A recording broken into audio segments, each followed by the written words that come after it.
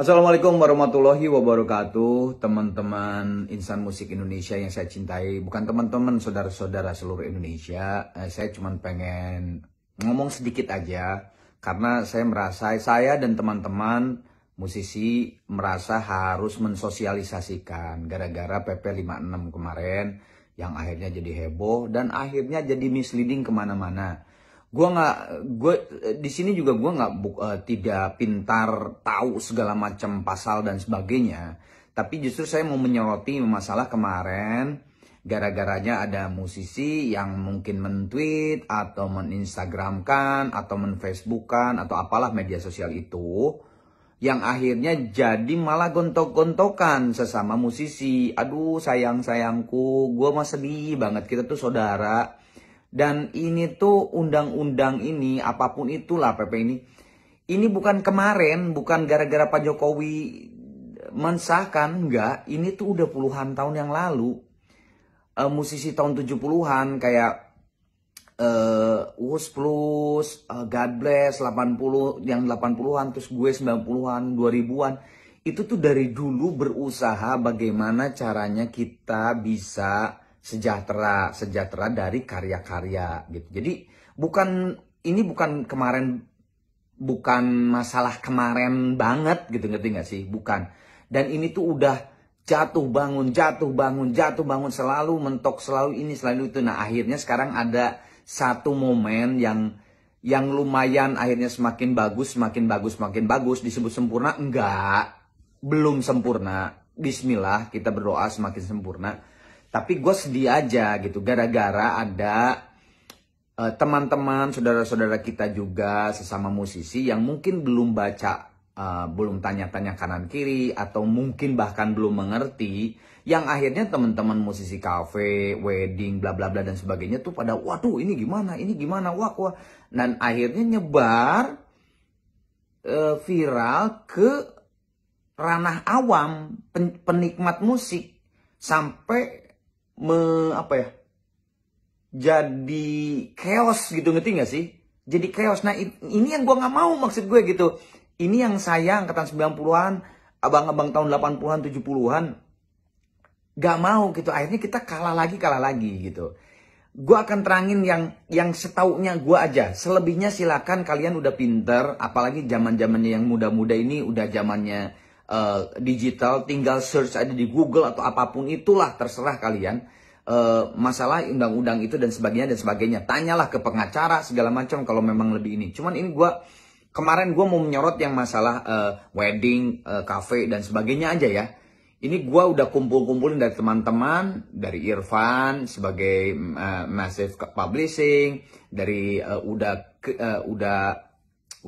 siapa? Kok jadi lupa gue, Kadri. Terus juga Mas Chandra Darusman, Baron manajer gue gitu. Terus dari gue lihat DJKI, Anang dan sebagainya gitu ya. Manji juga gue lihat di repost sama Meli segala macam. Jadi gini, ini keputusan Menteri Hukum dan Hak Asasi Manusia nomor HKI.2.OT.03.01/02 tahun 2016. 2016 loh. Makanya kan gue bilang juga ini bukan barang baru. Bahkan ada beberapa pasal yang tahun 2014 gitu. Mengenai pengesahan tarif royalti. Ini yang ributnya kan ini, sebetulnya ada yang lebih seksi, tapi nggak seksi kelihatannya gitu, karena liar, pusing, banyak pasal-pasal dan sebagainya. Justru itu yang bahaya, justru itu kalau menurut gua, untuk para musisi harus mengawalnya. Ini tahun 2016 mengenai pengesahan tarif royalti untuk pengguna yang melakukan pemanfaatan komersial ciptaan lagu dan atau produk yang terkait musik dan lagu. Oke ya. Gua akan terangin dulu nih. Ini gue bikin simple, saya bikin simple. Ini kalau kita berbicara sebentar, gue sambil baca nih ya, takut salah soalnya. Oke, nah jadi ini aku dapat dari Irfan Samson ya. Ini buat konser musik komersial ya, ini ya. Ingat loh, komersial tuh yang ditonton sama banyak, di lapangan mungkin, di gedung, di indoor, bla bla bla dan sebagainya. Buat konser musik yang berbayar, itu gue ingetin nih, bukan lulu pade para musisi yang ditarik royaltinya atau ditarik duit. Bukan. Nih, ini udah ada di undang-undang yang dari tahun 2014-2016 ini. Konser musik, tiket box yang berbayar ya. kalau ada tiket box itu jadi berapa tiket yang laku dikali 2% dari harga tiket. Gitu. Oke? Jadi berapa tiket yang laku dikali 2%. Gitu. Gitu doang, simple gitu. Nah, kalau ya yang bayarnya, terus kalau complimentary kan suka kadang-kadang ada complimentary tiket tuh ya, mungkin buat apa namanya apa ya maksudnya ya VIP lah dan sebagainya. Itu dihitung juga, tapi cuma dikali 1% dari berapa complimentary tiket itu gitu.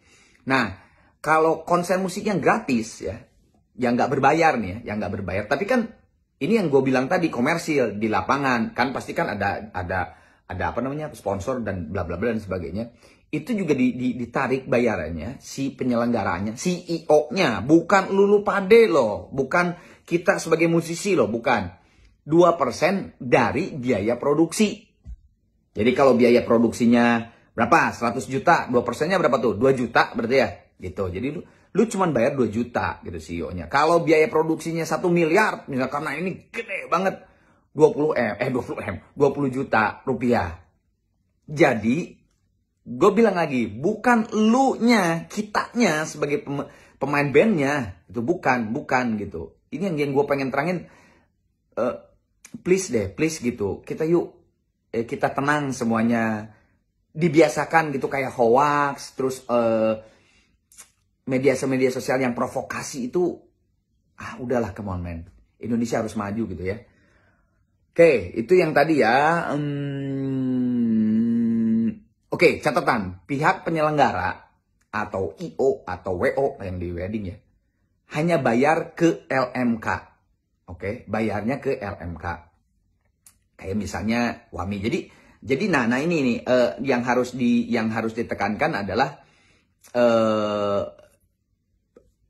si pihak penyelenggara itu nanti nulis lagunya apa aja malam itu ya, misalnya Gigi bawain lagu apa aja misalnya. Si lagu Gigi itu kan macam-macam penciptanya, nggak gue doang, nggak Bujana doang, nggak Hendy doang, nggak Opet, nggak Thomas, nggak Budi, nggak Ronald gitu kan, ada yang ini, ada yang ini. Nah itu tuh supaya nanti ditulis diserahin ke LMK, nanti pembagiannya dari LMA itu ke publisher dan si pencipta lagu tuh rapi gitu. Oh, Arman lagunya yang dibawain gini gitu. Atau misalnya ini band yang bukan band kayak Gigi misalnya, misalnya band apa namanya, band pembuka, kayak band dari kafe tapi suruh main gitu kayak gitu.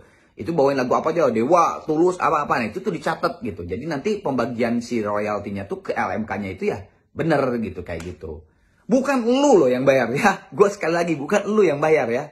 Oke. Dan tadi bayarannya juga buat IO penyelenggara cuma 2%, 1% dari yang tadi gue bilang.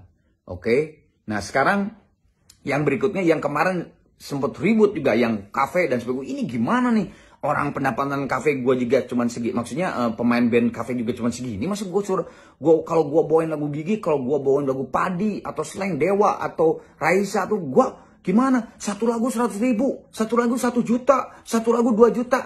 Gue kalau bawain 1 juta, 100.000 satu lagu, gue bawain per malam tuh gue bawain 20 lagu. Gue mesti bayar 2 juta per hari. Come on man, nggak begitu. Ini gue sekarang gue jabarin secara sederhana aja. Jadi gini, oke? Resto dan kafe di tagihnya tuh 60.000 perak ya per kursi per tahun. Come on man, 60.000 perak per kursi per tahun. Jadi hitung-hitungan sederhana. Kalau si kafe yang kamu main nih, band-band kafe atau band-band kafe gitu ya, atau band resto, band apalah segala macam. Taruhlah di situ ada 50 kursi. Jadi 60.000 kali 50 kursi 3 juta. 3 juta 1 tahun. Si kafe itu, si resto itu yang bayar, bukan lu. Gitu maksudnya. Oke honey, sayang. Jadi bukan kamu gitu, bukan. Terus 3 juta per tahun men, kalau 50 kursi ya. Kalau berarti kalau 100 kursi kan 6 juta. Ya tinggal kaliin aja. Kalau misalnya 50 kursi 3 juta per tahun, gua sikat nih, 1 tahun tuh 365 hari ya. Ya anggap 365, kan ada beda-beda, kadang-kadang 364 gitu. Itu berarti satu hari si kafe itu atau si pengusaha kafe itu atau si resto itu dan sebagainya cuman bayar 8.220 perak sehari. Nasi uduk di Jakarta kagak segitu. Nasi uduk di Jakarta tuh udah berapa kali ya? Sekarang 20.000 berapa? 15.000 berapa? Ya, gua anggap deh yang paling murah deh 12.500. Nggak seharga nasi uduk men seharinya gitu. Dan bukan lu yang bayar gitu. Jadi gue kira tidak akan ada deh kayak menurut gue pemecatan band-band kafe gitu atau pembubaran kafe gara-gara membayar royalti yang kemarin akhirnya ya jadi viral gitu. Jadi berantem antar sesama musisi, antar sesama insan musik gitu. Ya. Nah, itu yang tadi restoran dan kafe yang 60.000 per kursi. Gue terusin lagi nih.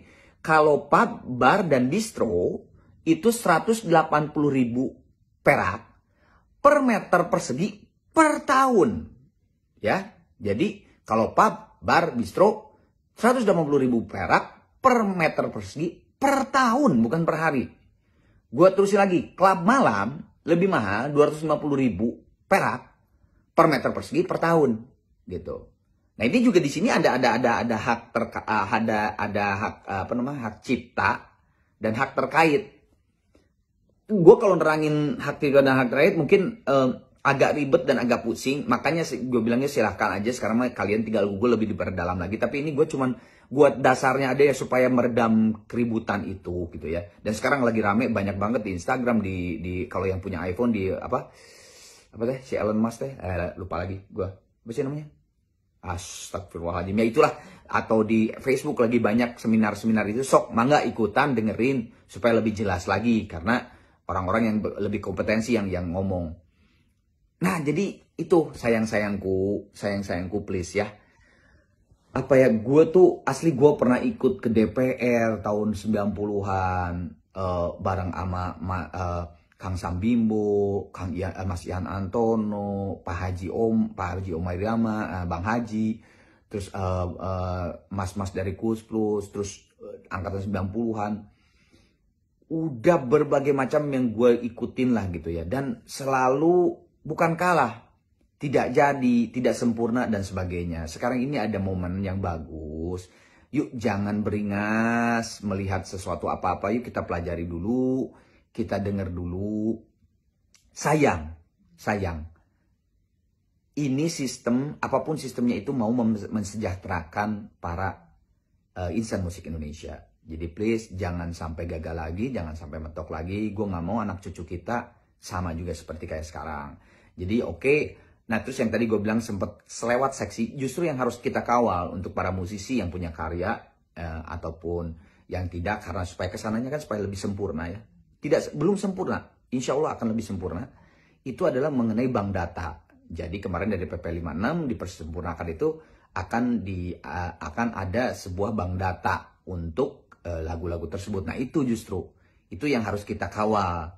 Kelihatannya soalnya nggak seksi, nggak dibahas nih sama si wartawan yang kemarin ada viral, yang dibahas ya itu yang royalti ini bla bla, wah jadi ribut. Justru yang menurut gue dan teman-teman harus kawal adalah mengenai pembentukan bank data itu, karena itu harus dibangun betul-betul profesional dan kita semua yang terlibat harus bisa melihat transparansinya terhadap bank data lagu itu. Insya Allah kita bisa nanti Indonesia udah supaya jadi kayak Jepang, Amerika, UK, Eropa, Korea yang udah memang begitu hampir sempurna gitu. Tapi jangan lupa pembuatan bank data juga di negara-negara lain pun begitu lama. Ada yang 15 tahun. Gue tahu dari Irfan di Australia pun udah jalan 5 tahun baru fase 1. Jadi please, kita bersabar tapi kita tetap harus kawal. Oke? I love you all. Keep the peace, love, and respect for music Indonesia dan insan musik Indonesia. Wabillahi taufiq wal hidayah. Wassalamualaikum warahmatullahi wabarakatuh.